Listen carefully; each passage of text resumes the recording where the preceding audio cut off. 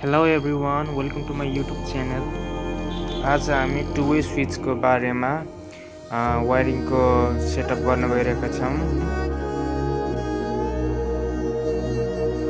यो डायग्राममा देखेको अनुसार म यहाँ स्विच बनाउँदै छु।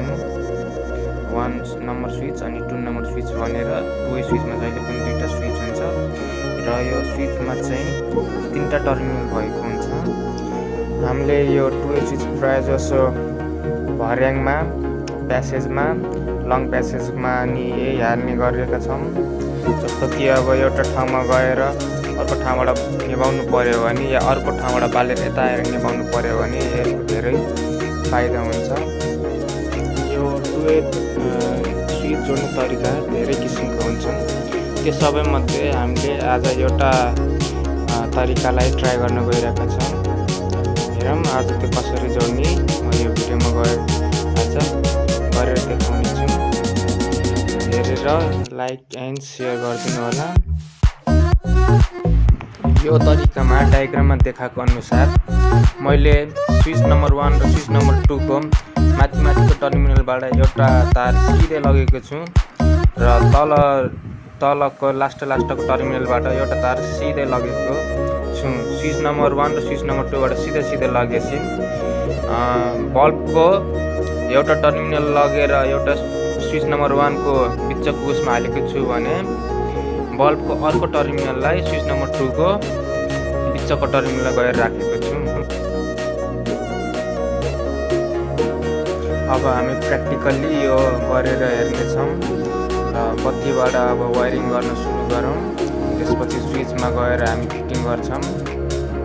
यो टु वे स्विच यसमा तीनवटा टर्मिनल भएको छ। माथिको 1 बिचको कमन र तलको L2 भनेर छ। हामीलाई दुईवटा टु वे स्विच चाहिन्छ यो गर्नको लागि। अनि एउटा होल्डर अनि एउटा बत्ती। अनि पावर सप्लाईको लागि हामीले लाइन नम्बर 1 र लाइन नम्बर 2 भनेर लेखेको हुन्छ स्विचमा। त्यसैबाट दियो माथिकोबाट लाइन तलकोबाट न्युट्रल अथवा तलकोबाट लाइन माथिकोबाट न्युट्रल जुन गर्दा नि हुन्छ। यस्तै गर्नुपर्छ, एउटै गर्नुपर्छ भन्ने छैन। आफूले जुन सजिलो लाग्छ त्यही गर्ने। यहाँ चिन्न सजिलोको लागि मैले माथि लाइनको लागि येल्लो कलरको तार लिएको छु र न्युट्रलको लागि ब्ल्याक कलरको तार लिएको छु र बत्तीमा गएको चाहिँ दुईटा रातो लिएको छु। त्यहाँबाट चिन्न सजिलो हुनेछ।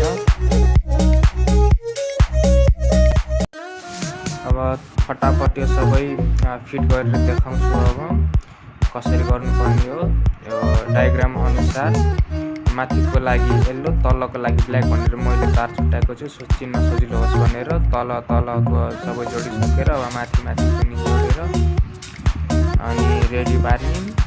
त्यसपछि यसमा होल्डरको तार जोडी बिचको टर्मिनलबाट पावरको लागि जान्छ।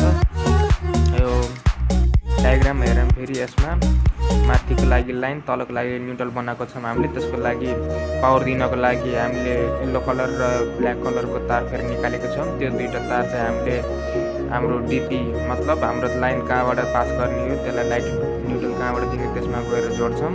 ल यसमा जोडेर मैले अन अफ गरेर देखाएँ। हाम्रो वायरिङ कम्प्लिट भयो। बत्तीले राम्रोसँग वर्क गरिरह दुईटै स्विचबाट अन अफ भइरह। होप गर्छु कि आज तपाईहरुले यो भिडियो हेरेर टु वे वायरिङ कसरी गर्ने भनेर जान्नुभएको होला र कमेन्ट गरिदिनु होला, लाइक गरिदिनु होला र च्यानललाई सब्स्क्राइब गरिदिनु होला। Thanks for watching. Peace out.